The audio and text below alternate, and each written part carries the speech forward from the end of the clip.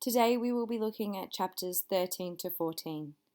I'd like you to pause the video in a minute and to write down the learning goals. The learning goals are on the right, and the chapter heading for today is The Boy in Striped Pajamas, chapter 13 to 14. So please pause and write these learning goals down in your English workbook. The learning goal for today is to discuss the treatment of Pavel at the dinner table and also to analyse Bruno's lie about his imaginary friend. The character of Pavel is used by Boyne to reveal the injustice and the horrific treatment of the ordinary Jewish people by the German military. Boyne humanizes Pavel by revealing his acts of kindness, his willingness to serve, despite the suffering that he endures. Boyne uses a metaphorical language in this scene to describe Pavel's state of deterioration. His eyes appeared heavy with tears, and Bruno thought that one good blink might bring on a torrent. Bruno can observe that Pavel's state is deteriorating, yet he cannot understand why. He is unreliable in his perspective as a narrator due to his naivety. Yet the audience starts to realize the injustice occurring. I'd like you to pause now and write down the quote that I just mentioned, the last quote there on the slide. And I would like you to write down the above points on the screen, that Pavel was a doctor and he's now a waiter for Bruno's family, and that he cared for Bruno when he was hurt. So please pause and write down those points. The next thing that we see in chapter 13 is the dinner table conversation. And this subtly reveals to us the prejudice that Bruno's father has towards those in the camps. While Bruno complains at the dinner table about studying history, his father lectures him on the value of history. He also tells him that his job at Outwith, what they are doing, is correcting history here. This alludes to the work that they are doing in the camps, and in a moment we will see an example of this through the treatment of Pavel. The fact they think that they are correcting history through their treatment of the Jews demonstrates their prejudice towards the Jewish people. Kotler represents someone young and determined to impress. He is fiercely patriotic towards Hitler and the Third Reich. Yet this dinner table conversation reveals how complicated people are, as Kotler's father is a deserter. Bruno's father questions Kotler's loyalty to the Third Reich when he finds out that his father, a professor of German literature, fled Germany. Bruno's father personifies Germany to emphasize the loyalty and nationalism he feels towards Germany.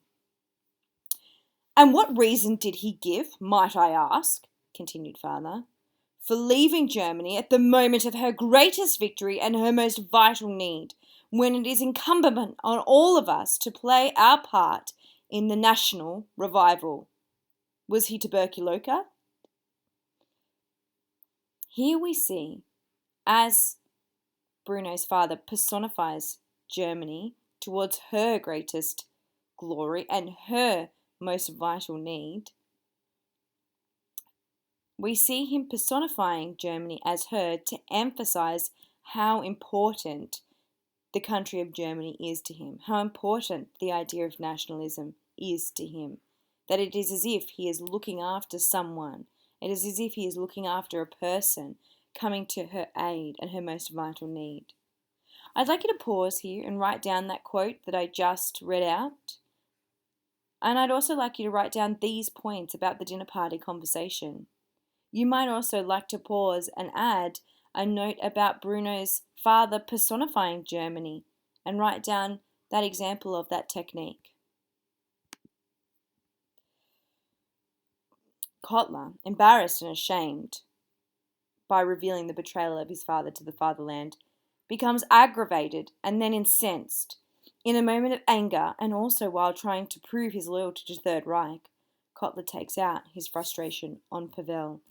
And Bruno, due to his innocent perspective, never reveals what Kotler does to Pavel. This is purposefully omitted to allow the audience to imagine the worst.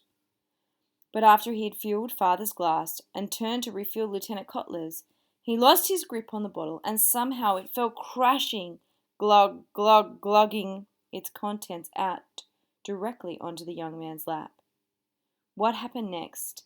What happened then was both unexpected and extremely unpleasant. Lieutenant Kotler grew very angry with Pavel, and no one, not Bruno, not Gretel, not mother, and not even father, stepped in to stop him doing what he did next, even though none of them could watch, even though it made Bruno cry and Gretel grow pale. Later that night, when Bruno went to bed, he thought about all that had happened over dinner. He remembered how kind Pavel had been to him on the afternoon he had made the swing, and how he had stopped his knee from bleeding and been very gentle in the way that he administered the green ointment. And while Bruno realized that his father was generally a very kind and thoughtful man, it hardly seemed right or fair that no one had stopped Lieutenant Kotler getting so angry at Pavel. The metaphor here to describe Bruno and Gretel as they grow pale hints at how horrible the abuse must have been, that their faces lost all of their colour. It emphasises the trauma that they must have experienced at watching the abuse that Pavel experienced. This final section that I've highlighted in a different colour also reveals how Bruno is starting to mature and see things from a different perspective. Though he can acknowledge his father's generally kind and thoughtful, he also realises that someone should have stopped that treatment of Pavel, which starts to show us that Bruno isn't as concerned about loyalty to his family and his family's beliefs, but he is more worried about doing what is right and what is good. In chapter 14, Bruno accidentally lets it slip that he has a friend named Shmuel to Gretel. He has to concoct a plan, a lie, in order to keep his secret safe from his family.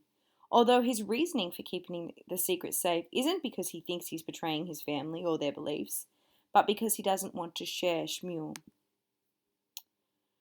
Bruno lies and claims that Shmuel is an imaginary friend. Here, Bruno uses an interesting simile. "Because he's an imaginary friend," said Bruno, trying his best to look embarrassed, just like Lieutenant Kotler had when he had become trapped in his story about his father in Switzerland. "We play together every day." That simile, just like Lieutenant Kotler, is an interesting simile, and it reveals more of the fear from the previous chapter that Kotler must have felt by his past being exposed and his father's disloyalty. As Bruno is describing Shmuel, his imaginary friend, to Gretel, he draws on his real-life friendship for inspiration. As he does this, Bruno has an epiphany. And an epiphany is a moment, a point in time where a character realizes something very important. And yesterday he told me that his grandfather hadn't been seen for days, and no one knows where he is. And whenever he asks his father about him, he starts crying and hugs him so hard that he's worried he's going to squeeze him to death.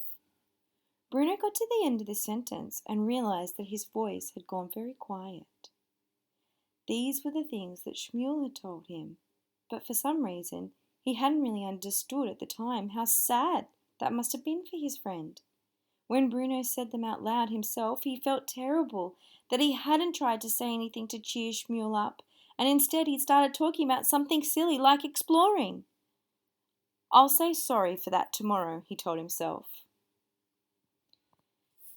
This epiphany reveals how Bruno starts to realize some of the suffering that Shmuel is experiencing and wishes that he had demonstrated more empathy and compassion to his friend when he had revealed this information to him.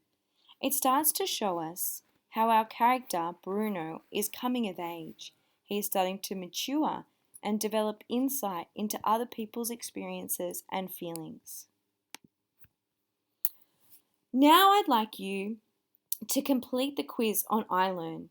You might need to know some of the information that we have recounted about some of the characters and the experiences, and even some of the quotes from the last few minutes of this video. So if you don't feel confident about what you've listened to, I would encourage you to perhaps listen to parts of it again.